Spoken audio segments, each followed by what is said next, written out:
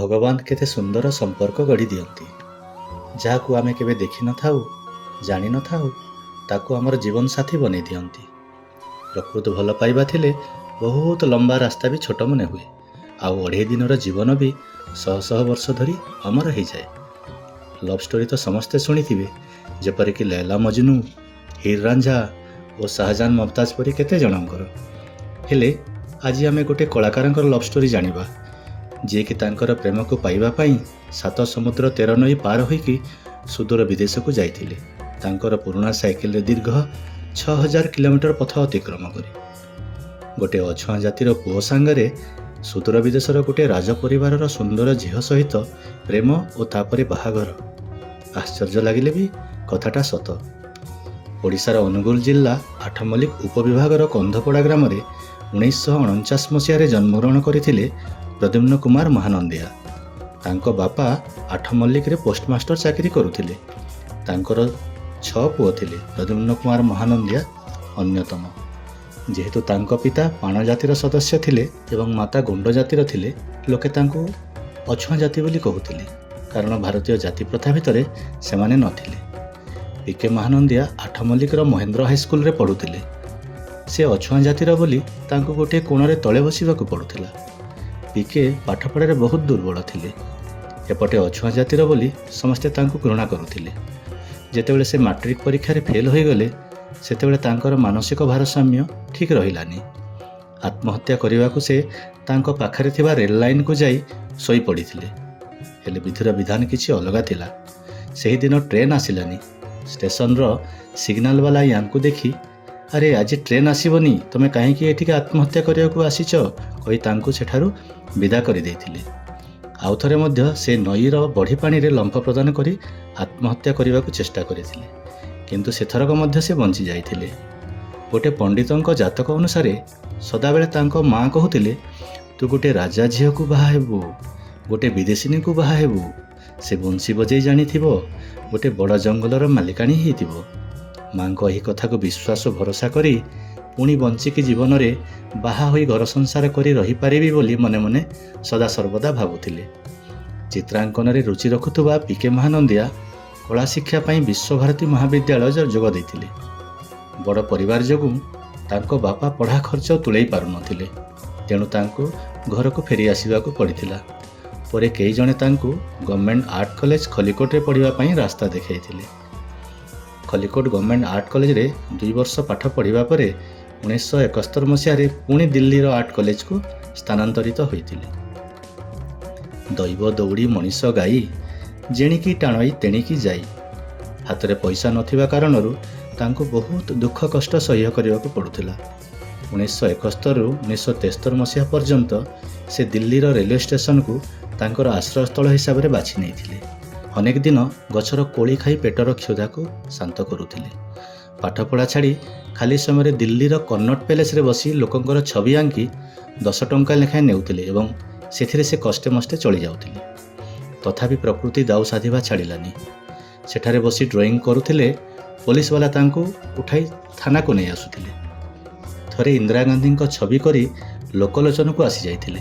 ପରେ ସବୁଦିନ କର୍ଣ୍ଣଟ ପ୍ୟାଲେସରେ ଚିତ୍ର ଆଙ୍କିବା ପାଇଁ କର୍ତ୍ତୃପକ୍ଷଠାରୁ ଅନୁମତି ପାଇଥିଲେ।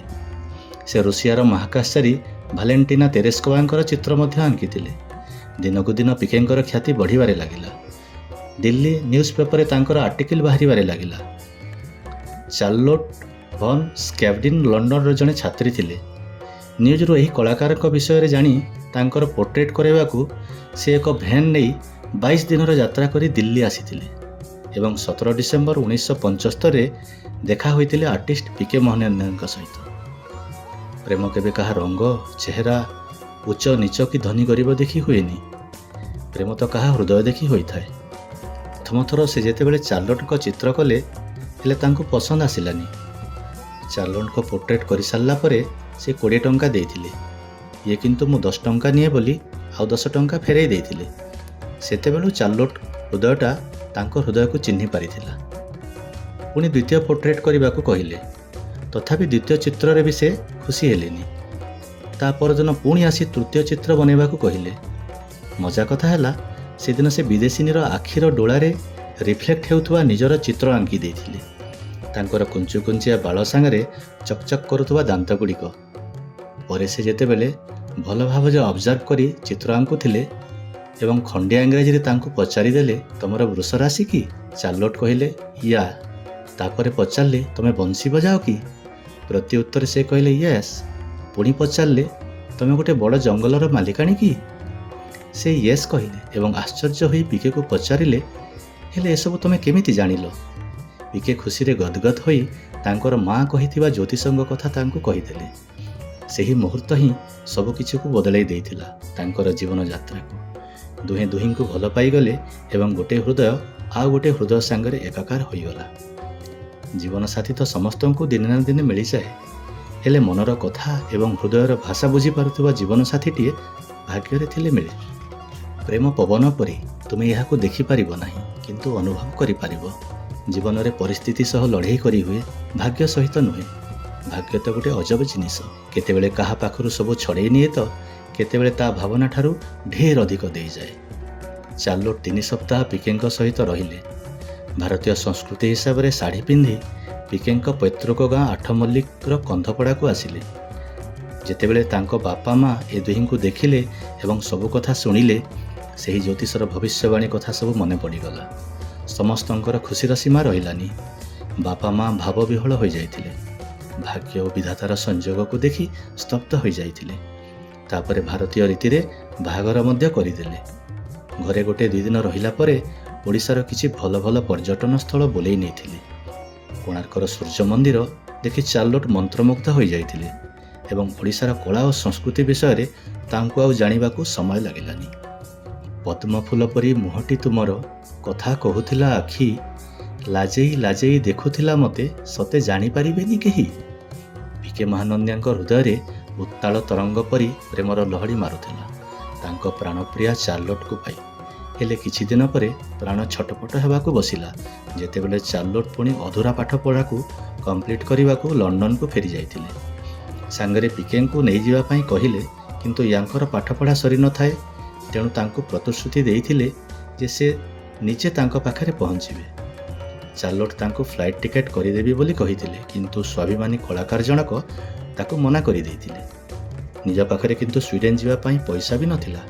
ତେଣୁ ତାଙ୍କ ପାଖରେ ଯାହା ଜିନିଷପତ୍ର ଥିଲା ତଥା ଚିତ୍ର କରି ଯାହା ବି 2 ପଇସା ରୋଜଗାର କରିଥିଲେ, ତାକୁ ସବୁ ମିଶାଇ ଗୋଟେ ପୁରୁଣା ସାଇକେଲ ଖଣ୍ଡିଏ କିଣି ସେହି ପୁରୁଣା ସାଇକେଲରେ ସ୍ୱିଡେନ୍ ଯିବା ପାଇଁ ମନସ୍ଥ କଲେ। ଠିକ୍ 1 ବର୍ଷ 1 ମାସ 5 ଦିନ ପରେ ଯୋଗାଡ଼ କରିଥିବା ସେକେଣ୍ଡ ହ୍ୟାଣ୍ଡ ସାଇକେଲରେ 22 ଜାନୁଆରୀ 1977 ମସିହାରେ ଦିଲ୍ଲୀରୁ ବାହାରିଲେ ଅମୃତସର। ତାପରେ ଆଫଗାନିସ୍ତାନ ହେଇକି ଇରାନ, ତୁର୍କୀ, ବୁଲଗେରିଆ, ୟୁଗୋସ୍ଲୋଭିଆ, ଜର୍ମାନୀ, ଅଷ୍ଟ୍ରିଆ, ଡେନମାର୍କ ଦେଇ ପହଞ୍ଚିଥିଲେ ସ୍ୱିଡେନ୍ ତାଙ୍କ ପ୍ରେମିକା ପାଖରେ। ଦୀର୍ଘ 6000 କିଲୋମିଟର ଯାତ୍ରା, ତା ପୁଣି ପୁରୁଣା ସାଇକେଲରେ। କିନ୍ତୁ ତାଙ୍କର ସେ ଯାତ୍ରା ଏତେଟା ସହଜ ନଥିଲା। ବାଟରେ ତାଙ୍କୁ ବହୁ ବାଧାବିଘ୍ନର ସାମ୍ନା କରିବାକୁ ପଡ଼ିଥିଲା। ହାତରେ ପଇସା ନଥିବା କାରଣରୁ ସେ ରାସ୍ତାରେ ଲୋକଙ୍କ ଚିତ୍ର କରି କରି ତାଙ୍କର ଖାଇବା, ପିଇବା, ରହିବା ଖର୍ଚ୍ଚ ତୁଳେଇ ନେଉଥିଲେ। ବେଳେବେଳେ ପୁରୁଣା ସାଇକେଲ ମଧ୍ୟ ତାଙ୍କୁ ଧୋକା ଦେଉଥିଲା। ପ୍ରତିଦିନ 60ରୁ 70 କିଲୋମିଟର ରାସ୍ତା ଅତିକ୍ରମ କରିପାରୁଥିଲେ। ସେତେବେଳେ ଗୋଟିଏ ଦେଶରୁ ଆଉ ଗୋଟିଏ ଦେଶକୁ ଯିବା ପାଇଁ ଏତେ ନିୟମ କାନୁନ ନଥିଲା। ହେଲେ ତାଙ୍କ ପାଖରେ ଗୋଟେ ଚ୍ୟାଲେଞ୍ଜ ଥିଲା। ତାଙ୍କୁ ଜିଓଗ୍ରାଫିକାଲ ନଲେଜ ନଥିଲା ଯେ କେଉଁ କେଉଁ ବାଟ ଦେଇ ସେ ଯିବେ। ହେଲେ ଗୋଟିଏ ସାହାରା ଥିଲା ହିପି ରୁଟ୍, ଯେଉଁଟାକି ଦିଲ୍ଲୀରୁ ୟୁରୋପିଆନ୍ କଣ୍ଟ୍ରିକୁ ବସ୍ କିମ୍ବା ଟ୍ରେନ୍ ରୁଟ୍। ସେହି ହିପି ରୁଟ୍କୁ ଅନୁସରଣ କରି କରି ତାଙ୍କର ଦୃଢ଼ ଇଚ୍ଛା ଶକ୍ତି ଏବଂ ପ୍ରଚଣ୍ଡ ମନୋବଳ ଆଗରେ ସେ ଗନ୍ତବ୍ୟସ୍ଥଳରେ ପହଞ୍ଚି ପାରିଥିଲେ। ତୁମେ ଯାହାକୁ ପାଗଳାମୀ ବୋଲି କହୁଛ, ମୁଁ ତାକୁ ପ୍ରେମ ବୋଲି କୁହେ। ଯେତେବେଳେ ସେ ସ୍ୱିଡେନ୍ ପହଞ୍ଚିଥିଲେ, ସେତେବେଳେ ଇମିଗ୍ରେସନ୍ ଅଫିସର ତାଙ୍କ ରଙ୍ଗ, ରୂପ, ଅବସ୍ଥା ଦେଖି ସେଇଠି ଅଟକାଇ ଦେଇଥିଲେ। ପିକେ ତାଙ୍କର ମ୍ୟାରେଜ୍ ସାର୍ଟିଫିକେଟ୍ ଦେଖାଇ ଖଣ୍ଡିଆ ଇଂରାଜୀରେ ତାଙ୍କ ସବୁ କଥା ଜଣାଇଲା ପରେ ସେମାନେ ଇନକ୍ୱାରି କଲେ ଏବଂ ତାପରେ ତାଙ୍କୁ ଛାଡ଼ିଥିଲେ। ମୋତେ ହରାଇବାକୁ ଯାହାର ଡର ନଥିଲା, ମୋର ଫେରିବାକୁ ନେଇ ତାର କ'ଣ ବା ଚିନ୍ତା ଥିବ। ଦୀର୍ଘ ପଥ ଅତିକ୍ରମ କରିସାରିଥିବା କଷ୍ଟ ଯନ୍ତ୍ରଣା ନିମିଷକ ମଧ୍ୟରେ ଉଭେଇଗଲା ଯେତେବେଳେ ତାଙ୍କ ପ୍ରିୟାକୁ ପାଇଗଲେ। ଦୁଇଟି ହୃଦୟ ସବୁଦିନ ପାଇଁ ଏକ ହୋଇଗଲା। ପୁଣି ଚାର୍ଲୋଟ ଘରେ ତାଙ୍କ ରୀତିନୀତି ହିସାବରେ ପୁଣି ଥରେ ବାହା ଦେଲେ ଏବଂ ସେହିଦିନ ଠାରୁ ପିକେ ମହାନନ୍ଦିଆ ଗୋଟେ ଅଛୁଆଁ ଓଡ଼ିଆ ପିଲାରୁ ରାଜ ପରିବାରର ଜ୍ୱାଇଁ ହୋଇଗଲେ। ତାଙ୍କର ପୁଅଟି ଏବଂ ଝିଅଟିଏ ବଡ଼ ବଡ଼ ହୋଇଗଲେଣି। ଏବେ ବି ସେମାନେ ବହୁତ ଖୁସିରେ ଅଛନ୍ତି। ଅନେକ ଥର ସେମାନେ ପିକେ ମହାନନ୍ଦିଆର ପୈତୃକ ଗ୍ରାମକୁ ଆସିଲେଣି। ଭାରତୀୟ କଳା ସଂସ୍କୃତିକୁ ବହୁତ ଭଲ ପାଆନ୍ତି ଚାଲୁ। ମହାନନ୍ଦିଆ ସ୍ୱିଡେନରେ ଜଣେ ଜଣାଶୁଣା କଳାକାର ଏବଂ ସ୍ୱିଡିଶ ସରକାରଙ୍କ ପାଇଁ କଳା ଓ ସଂସ୍କୃତିର ପରାମର୍ଶଦାତା ଭାବରେ କାର୍ଯ୍ୟ କରନ୍ତି। ତାଙ୍କର ଚିତ୍ରଗୁଡ଼ିକ ବିଶ୍ୱର ପ୍ରମୁଖ ସହରଗୁଡ଼ିକରେ ପ୍ରଦର୍ଶିତ ହୋଇଛି।